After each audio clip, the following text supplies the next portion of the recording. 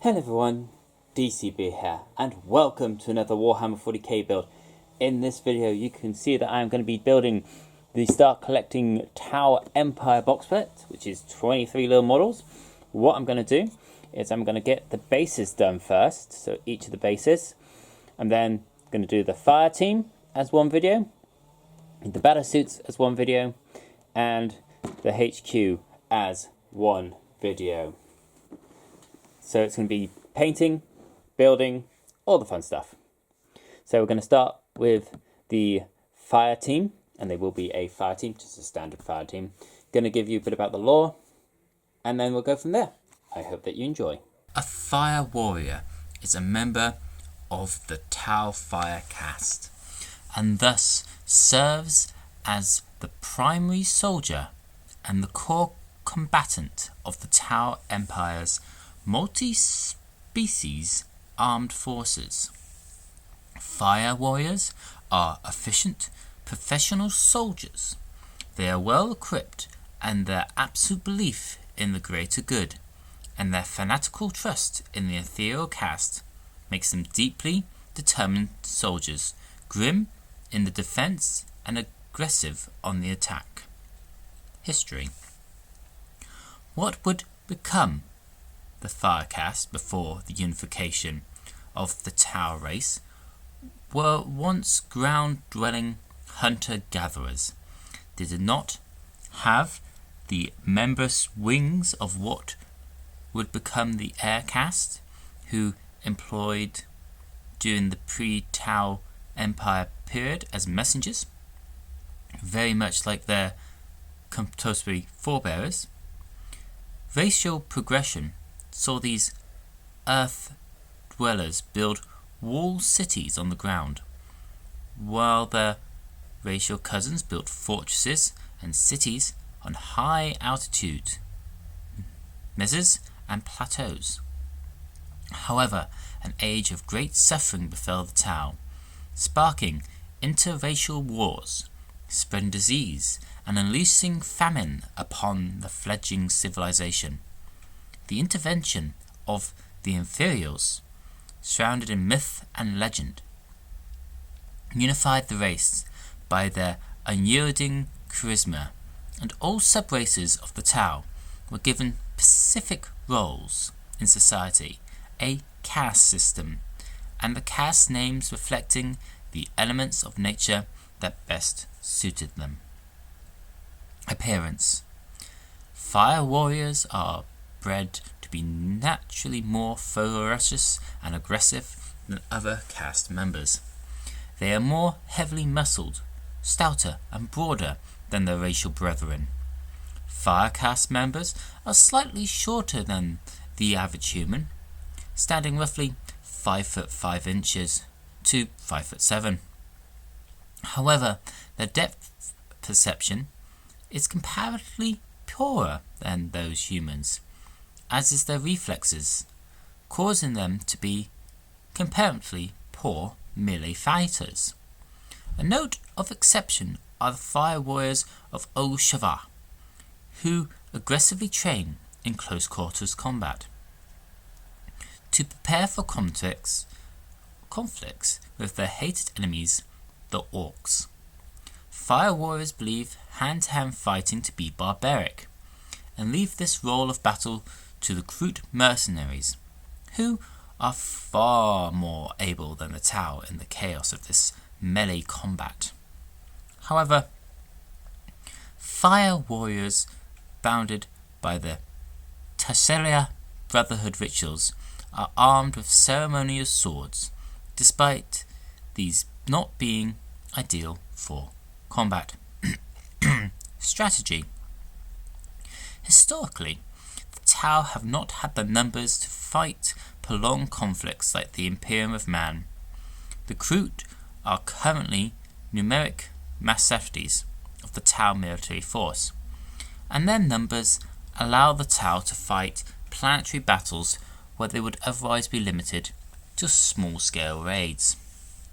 Fire warrior commandos, chasseaux, are schooled in two melee doctrines: clame, the way of the patient hunter, or Tak, the killing blow. Chasseaux are discouraged from using strategic defences or bloody assaults. In defence, the Tau abandon their position in favour of a more suitable one. Chasseaux who bitterly hold on to a position are frowned upon and are considered to lack imagination by their peers.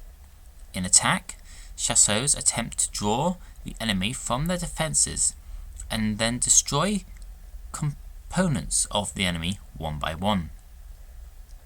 Costly assaults are considered an unnecessary waste of life and resources, with the general idea that once the enemy is defeated, can ground be taken. Carol, the way of the patient hunter. Their Carol is more methodical, patient method of neutralizing the enemies of the Tau Empire. This strategy, employed by the Crusaders, is similar to that a way a Tau hunter traps and kills his prey. A unit is used to bait and lure the enemy into a well-prepared kill zone. Where the enemy is brought into the zone, the trap is pounded from all sides. Battle suits are used to flank the enemy. Crude assaults and heavy weaponry is fired at tactically important targets. Montcar, the killing blow. The Tau strategy of Montcar depends on aggressive troop movements and direct attacks on key tactical targets, and is more aggressive of the two Tau strategies. Tau battlesuits, fire warriors mounted in devilfish APCs, and hammerhead gunships are key components for such success. When this strategy is adopted by Tau hunter castes, this method is a highly mobile form of warfare, intended to knock the enemy off balance in a quick and brutal fashion. Rank progression. A fire caste warrior's status, his military career as a chasseur, roughly equivalent to a cadet in imperial military terms. After completing their training, the fire warrior becomes a line trooper, or salash. Passed by a trial of fire is the only way for a fire warrior to increase his rank. Sirus are veteran warriors and act as sergeants or team leaders for fire warrior teams. Shiru are granted the privilege of piloting a Tau battlesuit. Fire warriors, either the rank of Shavir, serve as bodyguards for the Shala, the officers who serve as the Tau battlefield commanders. They are proven battlesuit pilots and are loyal to their Shalas. Shalas are the field commanders of the Tau units in combat, and direct the battle at a tactical as well as strategic level, making them equivalent to Imperial Guard colonels or regimental commanders. Sharos serve as the highest ranking military officers in the Tau Emperor. They can be considered to be equivalent to Lord Generals in the Imperial Guard. An entire fire warrior hunter castes are theirs to command. Commander Farsight, a renegade fire caste commander and Tau hero, depending on one's perception, was one of this rank. A Cheval can only advance to Chasseur after repeated successes in the field of battle, to establish the strategic and tactical brilliance demanded by the fire caste. After fire warriors have gained the Chasseur rank, he is allowed to leave the military and retire, perhaps to the paradise world of the Empire. Armour. Tau warriors wear a standard issue combat uniform, armour and equipment that is common to all members of the fire caste when they are in the field. Their body armour is constructed in two layers.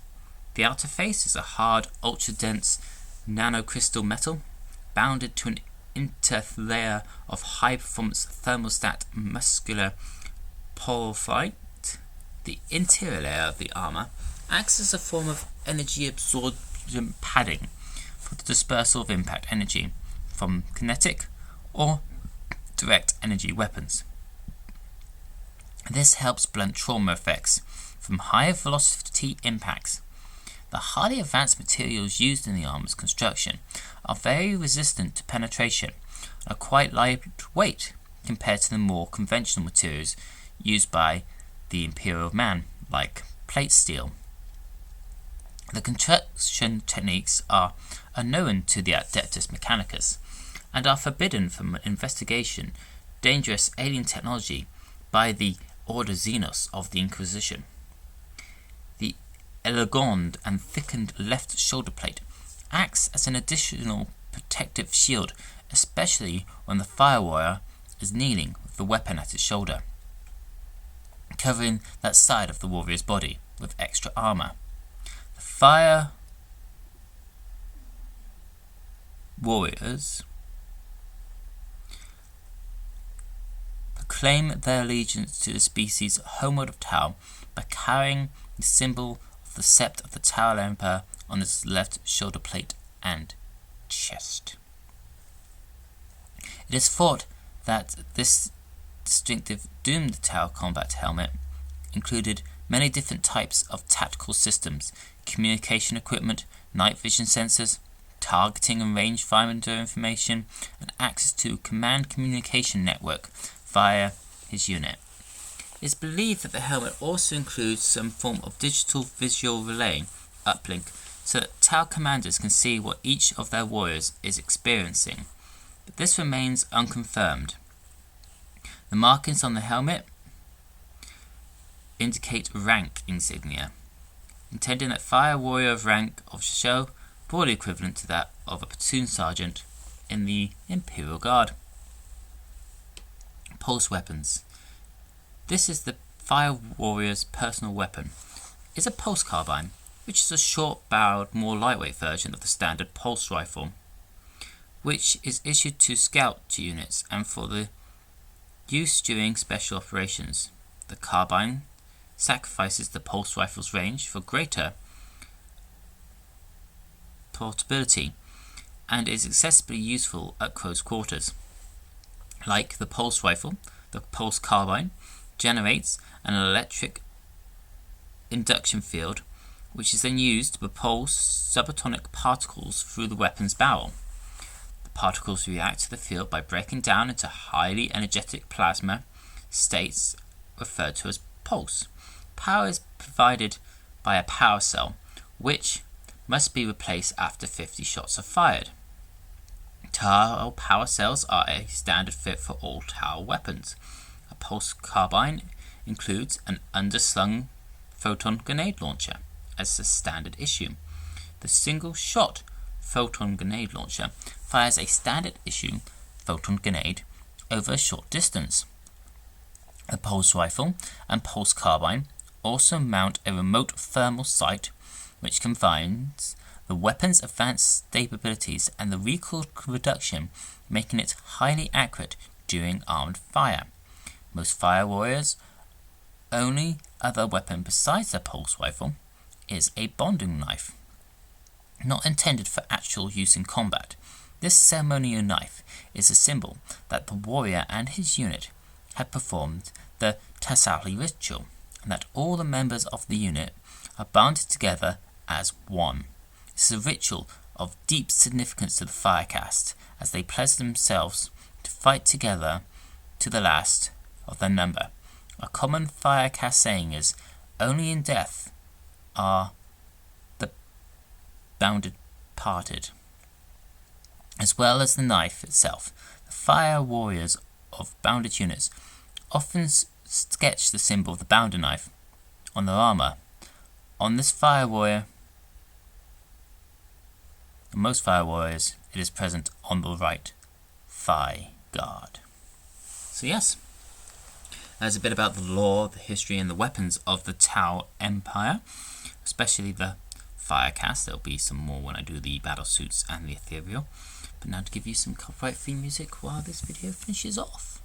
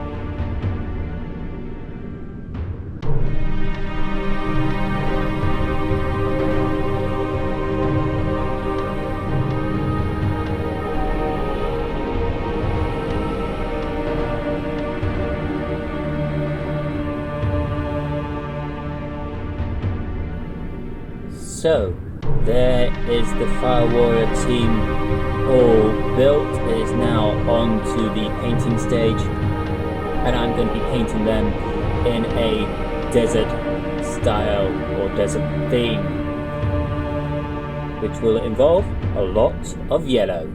Let's get that done.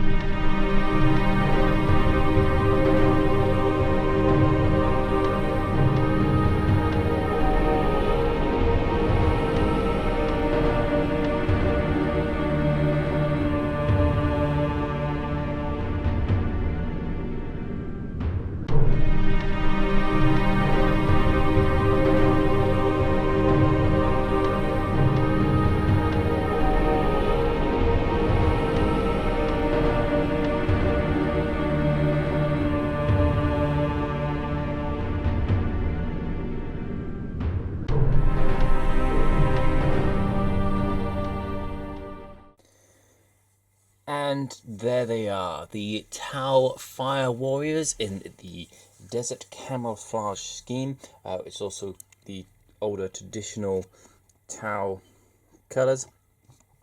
As you can see, I have the red on there for their symbol for the set that they're from. Don't ask me what it's called, but there we are. You can see the eye lenses are all there, shining blue. You've got the lovely way that the shaders brought out the creases, the feet, which are the only pieces of their bodies exposed, the ones that are kneeling down in the firing position, which is all very cool. Of course, the sergeant, the leader, the chassel, whatever it's called, there with his pointing, the highlight of the red to stand out where the lights hit it. Just standard pulse rifles, standard fire warriors marching on for the greater good of the Tau Empire. Well, I hope that you've enjoyed this video. As always, don't forget to leave a comment, like, rate and subscribe. If you're enjoying the video, please do click on other videos. And until next time, this is DCB. Knowledge is power if we use it wisely.